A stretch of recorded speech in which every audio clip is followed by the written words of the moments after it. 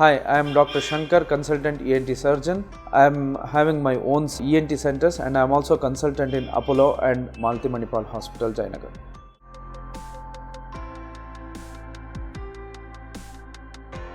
Yeah, see, the most basic thing that one has to do to prevent a sore throat from getting into a dry cough is to do a lot of warm saline gargles, along with that drinking warm water, chewing the lozenges, and giving avoiding the cold food or cold items, oily spicy food, when can prevent a sore throat from getting into a cough.